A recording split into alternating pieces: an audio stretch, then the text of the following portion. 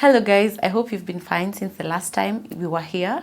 So my name is Margaret Kimani and I'll be hosting you in today's episode. And in today's show, we have a very interesting guest with us. She's going to introduce herself. Hi everyone. Thank you, Maggie and the team. I really appreciate having to come all the way from Laikipia County to come and give my story. And my name is Ann Mwaniki. I am the founder of Wezesha Masomo community-based organization, and it is an organization that we have founded with other two ladies, that is Doreen Gishoki and Mary Boro. And it's a pleasure being here. Pleasure to have you too. So I was going through Wezesha Masomo on social media, and it's really interesting what you do, because I don't know. Okay, I've not come across someone who is doing what you're doing. So maybe you could tell us the Wezesha Masomo story, like how did you come up with the idea?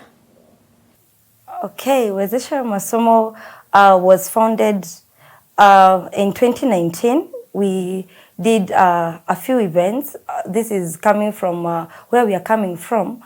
We have a lot of children who do not get the privilege of going to school in good uniform, and the education part for those kids is quite challenging. So we came up with an idea. What if we would be going to schools to do motivation talks, or we could be visiting children's home and get to impact? So the first event that we had to do, we did it in 2019 June, and then we went to a children's home, and that is where both the three of us met. I had made an event, and then these two other ladies came in, and I didn't want to be all alone. They were very vibrant. They had fundraised. They had brought gifts to those kids way better than the rest. If I was to compare it, they were way ahead of the others. So we talked, we connected, and then we started up this movement, Wezesha Masomo. But initially it was where we were going to children's home and then doing those charity events. Then later in 2020, we decided to register, because when you get to register, you are known by the government. You have you are legally allowed to do what you're doing. And then we registered in 2020 before Corona, February. And then we had few areas that we wanted to be doing. And our focal areas, we target on education. That is where we go to schools and identify the small challenges that kids face, like maybe lack of some books. That is something, because we were not, those times we were not even working. So we would just fundraise from our friends and family, and also from our small work that we do. So we pick on that, on education. We help in giving stationery, maybe even provide pads to those girls.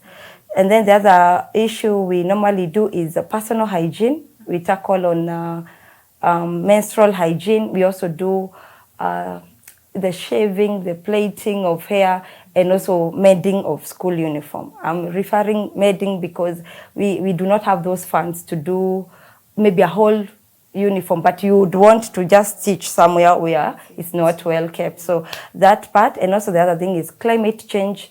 And recently we are doing an after-school program where we are training people on digital skills in our villages. Okay, yes, that's really interesting. Let me take you back. You said about your friends, the two ladies who came and joined you. Yeah. Did you invite them to that first event of yours? So you're the one who invited them, and then they came, or they just heard of an event and then they just appeared? No, okay. I didn't know them. That is where we met the first time. So Doreen, we met in that event, and she had just. But that time I was I would say a contact person for an organization that that is in US, Welcome Womanhood. So I was a contact person. I used to do events for them, or create awareness for in regard to menstrual hygiene.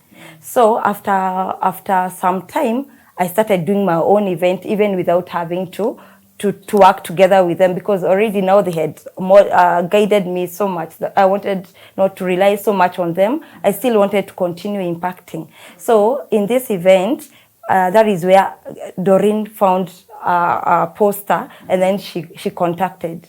I wished to be part of the event, and then she came. Then Mary, we are from the same area, so she is very passionate about the street kids. So because she also had sent her contribution, she just called me and Doreen, can you guys come? We try to help some other set of kids at triplets. And then that is how we all came together and decided, why don't we now register officially? Yeah. It's really interesting. So you had also mentioned that you're doing various programs in schools. Yeah. So how did you approach, like, say, how do you go about like approaching a school and telling them you want to help kids who are not well off, you know, like the whole process now of getting those kids? Okay. So the first thing we do is identify what project do you want to do, because you realize in a community, or even the way we are, you cannot solve every problem or every issue that someone is having. So we identify which area can we take it up, and then try to impact on that. So we normally maybe do say this time round we want to educate on a menstrual hygiene. Then the schools are very welcoming, because these are, and I also think the fact that we are youths and we are there and we want to give back to the community, they're very welcoming. So we go visit a school, we introduce ourselves. Now, at least this time round, we have a certificate even to show that we are known from the social services. This is what we do. So we tell them this is the area we want to cover. And then they will also tell you, actually, on this one, we are having a challenge. And then because when the teachers, they don't have all the time to keep educating the girls, though they have those clubs. So when you come in as an outsider, the kids are more welcoming and they want to share their own experiences. So that is how we normally go. We just visit a school, and then the school you choose. You cannot, there are schools that you just don't go. There are some that are way well, but the others you realize they are maybe even forgotten. They are the most machinani place. People don't even know the names of the school. Yes. So you go and then we normally time when it is break time. So you can be able to see, even as we come, how are these kids, their own present, their clothes they wear, their hair, how they look. So you can be able to say, this school deserves this program. Yes, and other times some people also nominate, or they ask us, you do this, why don't you visit this school? The way I have seen their condition, they would need that kind of help. Okay. Yes. So in the projects that you do, can you tell us some of the projects that you do in the schools? In the schools, okay. Want to say there's we call it personal hygiene. Okay. Personal hygiene, that is where we cover menstrual hygiene.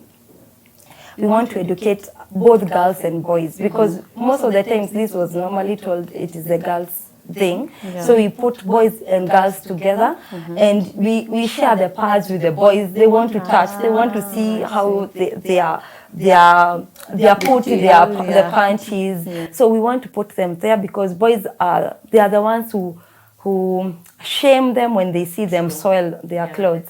So we put them together and educate, and also give the pads.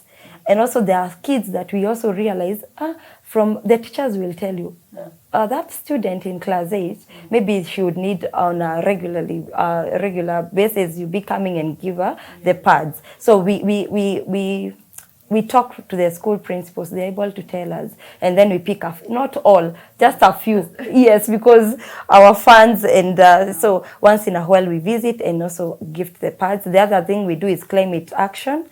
That is tree planting and educating on what is happening in regard to climate change and how can the kids come in. So you will find us going to plant trees and also get to educate them on climate action and where they can take what roles the kids can play. The other thing about, it's about the other normal talks like HIV, career talks, and then those ones happen alongside those main activities. Okay. So you've spoken about funding. So how is that coming for you? Because I understand you need like a good amount of funding in those very rural schools. You need maybe like say the pads. Some kids don't have the uniform is not complete. Maybe just those basic needs that children need in school. So how do you go about funding? How is it coming for you? Okay. When we were beginning, your friends are very supportive. So for me, I would say when we were beginning, my friends really, and they have always been there. My friends have been there on the front line. And then I'm that person who borrows and borrows without shame, because I know at the end of the day, it's not about me. It's about that kid. And I want them to know, I want to impact. So I have no fear asking people for money. But also you realize with time, people, there is what we say, donor fatigue. I cannot borrow you today, tomorrow, and then the other day you will feel like, and also we feel like I borrowed flani this time, and the other time let's give her a break and then let's go to the other. So I would want to say that for me it has been friends that have come up. The other thing, it's partnership. When especially the youth, I would also want to say that let's partner with other people, because partnership helps you. If I'm talking about menstrual hygiene, maybe I'm just going to take the talk, but I can partner with another organization. And for this case, I've partnered with Welcome Womanhood, and we are still going to do from 2023, we want to bring back the partnership. We had taken a break because of the corona, that incident for 2 years, but we are coming back in 2023 together. And also there is a Binti Mwangaza. We have partnered with them. I have also partnered with Rotary Club of Doncaster, and Batuk, the British Army in Nyanyuki. Yani, I'm always on the lookout. Whom can I partner? Because sometimes I can only offer the talks, but these people now come in to supplement and complement the event and bring in now their money. So that is how we have been able to do the events. And also, I also have people on a monthly basis. They have committed me, and it is just 200. And those people, even when you are like not planning an event, you will find the cases of kids. Teacher, I don't have this. And then you remember there is a lady, Jane. Jane gives me 500 every month. There is my cousin, Washira. He gives me 500 almost every month. There's people who give me 200. 100, sort it, fix it somewhere, and then you're able to do the even without an event, you can be able to buy a student some pads, or you can be able to do something with that money in regard to the community. Okay. Yeah. So coming to the challenges, we've already covered funding. What are the other challenges that maybe you are facing as a Wezesha Masomo? The major one is funding, but the other thing is it's having to, you see, if I present myself there, and there's another bigger organization in the same school, those people are more likely to be celebrated, maybe because I am not doing so much. And so then the narrative might not go as much as for the other bigger organization. But if we were able to recognize what the small startups are doing, and also celebrate them or even encourage them, that would go along a long way to empowering even that person you're so willing to give to give back to the community. And also the other issue is the training, capacity building. I will not say that I'm 100% very well equipped. So you find as small startups, when people are being selected for those positions, even in the community, most of the times they not choose you, or even the chief might not even mention you. because you don't even have money to maybe call them for meeting and get to keep them there, and we get to discuss as we take tea and celebrate our milestones. So most of the capacity building is an issue, and if people would focus on these small startups, they are the ones who do so much, and they are the ones who have so much promise. There's so much promise in young people. So capacity building, we are not well equipped in skills, but we are trying, because now we have online courses, we are taking up courses. Yes. So those are the 2 or 3 issues that are mainly our challenges. Okay. So, and since you started Wezesha Masomo, can you say you've seen an impact? What are the advantages that you've seen, like, that have been satisfying to you? Yeah. Wow. I think I would want to say that every event is quite fulfilling, because it's not something I'm being paid to do. It's something that I have thought about, or as a team, Wezesha Masomo, we have thought about, and we have planned, we have sacrificed money, we have had to call, we have had to go meet the people that we need to, all that sacrifice. So every event that we do, it's quite satisfying and fulfilling at the end of the day, and especially on the success. And I would want to say there are those every from the small to the bigger. So from the small ones, it's where you find a kid saying, "Auntie, those pens you bought me, now I'm performing. I have not been sent home for school fees because you did pay for me the 300 or buy the maize and beans." So it is quite satisfying, and knowing that, wow, I have made an impact there. To those big ones where, like, there's a children's home in August that, through the partnership of Wezesha in Batuk, we were able to provide mattresses to a children's home its name is Neema in Solio. Okay. Solio is that place where those people who are IDPs, they were kept. So there's a guy who is doing some amazing work there. He has a children's home, and then we visited, and they had no good mattresses, and then we had partnered with Batuk, and they provided that 6 mattresses. Wow. So they are quite. Every event is satisfying. Yes, that's a good thing. So what did you do in campus? I did natural resource management, and I did my option was wildlife management. You can imagine now that is where I have to look to do research in those areas, or most of the times it is somewhere you have to stand with a gun and monitor the movement of animals. And okay. So can you say that whatever you did in campus has led you to where you are in Wezesha Masomo? Have you applied in any way what you studied in campus with what you're doing in your career? Okay. I would say campus was a stepping stone.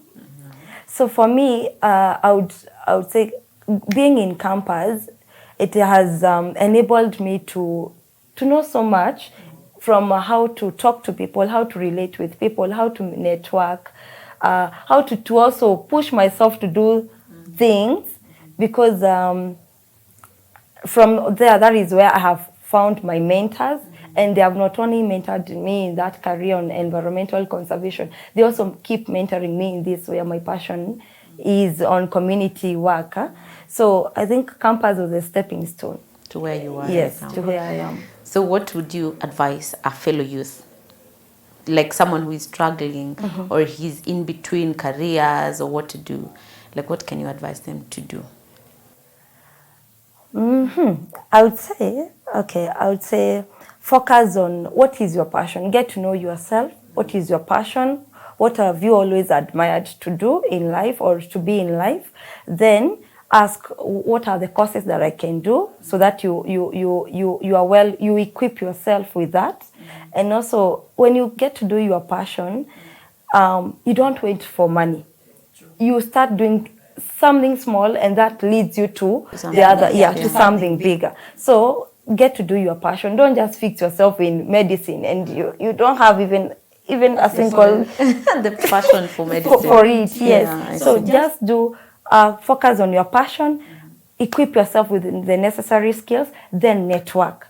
network with people in that line, because they know so much. They can be able to tell you, don't follow this because this is a big hindrance. Then you are able not only learn from personal experience, you can learn from people's experience and dodge from those challenges that they have encountered. So get mentors, equip yourself, and do your passion. Wow. Yes. That's nice. So we can find you on social media? Yes, you can find me on, we have a website, and thanks to Joseph Mwangi, who is our volunteer, he has really made us a good website, and every day we are improving on it. And also FB, we are Wezesha Masomo CBO. And Instagram, we are there, Wezesha Masomo. Twitter? No, not really. But I am there as Ann Mwaniki. Yes. Okay, that's nice. So we're going to provide the social media handles for anyone who wants to reach out, and also your contact. So I take this opportunity to thank you for taking your time to come and speak with us and share your experience with the whole world. We really appreciate it. Thank you so much for having me. Thank you. Okay, thank you.